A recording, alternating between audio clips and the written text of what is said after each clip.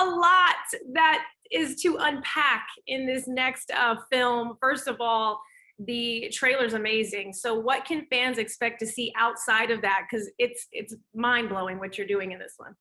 Thank you. Look, I think every time our mantra and philosophy is that if we get to earn to make another movie, it's our job to challenge ourselves and really push the envelope, you know? And I think, you know, that when you talk about action, to me, we have to earn those action set pieces. And I have to tell you, I think emotionally, and a lot of the kind of issues that our characters are going through in Fast 9 are some of the issues that I think we've never experienced before. And so I'm really excited to be able to bring something fresh to the audience, you know, especially on a part 9. Yeah, yes, part 9. And you know, there's going to be more after this. So we're going to talk about that too. Coming back to the franchise after being away for so long, it's always, you know, difficult. It's like we want to get back to working, but you take that time and now we're here. What's it like for you, that moment that you knew that we were going to get this done? You know, when I left, I thought I was done for good, you know, and but I have to say, you know, especially when I was traveling, especially at airports, fans would just stop me and they would just talk to me about character and they would talk to me about the world. And you know, I was experiencing it from a very different point of view. And also, like, you know, I remember I was in the cutting room on Star Trek and Vin would call me to talk about Dom for 2 hours, you know? And so even though I was gone, I realized now that maybe I wasn't fully gone. And so when the right idea came, it just felt very organic. It felt like it was time to come back and let's do it for the right reasons. Yeah, no, definitely. And let's keep with the film here. This is a two-parter. You filmed some of the best car chases, the sequences that you pull off. What's been one of your favorite out of the franchise, if you could pick one, and what's been the biggest nightmare to shoot? There's got to be some difficulty. Ooh. You know, I think that, you know, there's a couple sequences. I think first, when I started in Tokyo Drift, I realized how I was lucky enough to be working with some of the best crew in the world. Yeah. And as we were shooting that film, the way I would design the action set pieces got to be more complicated because I just realized the level of skill set, you know, the crew had. So it really kind of upped my game as I was growing. And then also, I think the vault sequence in Fast 5, you know, it was kind of a pivotal moment for us to how we execute these action sequences. Right. And, you know, people talk, well, this obviously has to be done CG or this or that. And I said, you know what?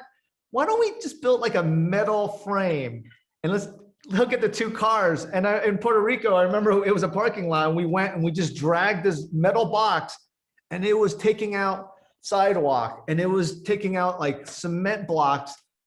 And I thought, okay, you know what? This is something that CGI can never replicate, you know, and there's a visceral connection. There's an emotional connection to the action. And that really set the ingredients in how we approach these action sequences to this day. No, definitely. I love that. You're like, we don't need that CGI right now. Let's do it for real. Yeah. Go hard or go home. Yes. You went to Cypress High School, right? Oh, yes. Okay. Yes. Yeah, I was doing my digging.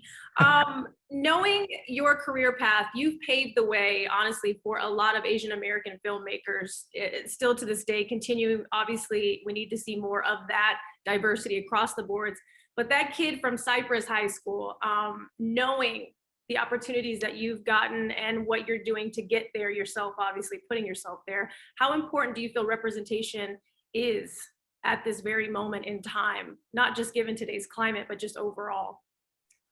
I think it's everything. And if anything, it creates, you know, I think to me, when we talk about, you know, people talk about diversity, it really is about opportunity, you know? Yeah. And I know that when I first started, it was a very different climate, but I appreciate the fact that I've been able to kind of earn my way into certain rooms so I can have the right discourse, you know? And I think through time, you know, you see the ups and downs, but I think when we create opportunity for talent, for hardworking people, we only get better product. We get better movies, we get better stories, we get more interesting point of view.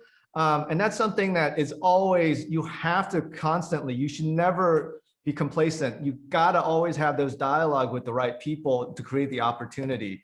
And, you know, as we sit here now, I think we're probably at a better place but we're Yeah. not there yet. I think we have to always constantly be trying to have the right conversations with the people to create an opportunity for talent, and just for voice, for different points of view and different, unique voices to be heard.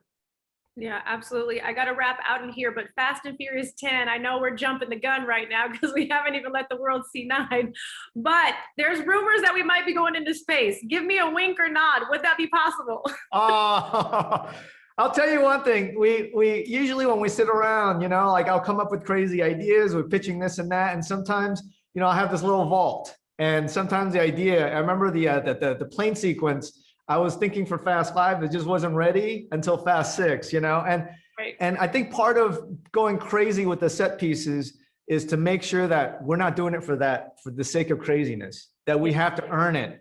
And I can only say that, as I was working on Fast 9, there was an emotional thread I was working on, and I sat there and I thought, oh, I think it's time. And I drove to Vin's house. We sat down and we looked at each other and we're like, it's time. So that's all I'm going to share.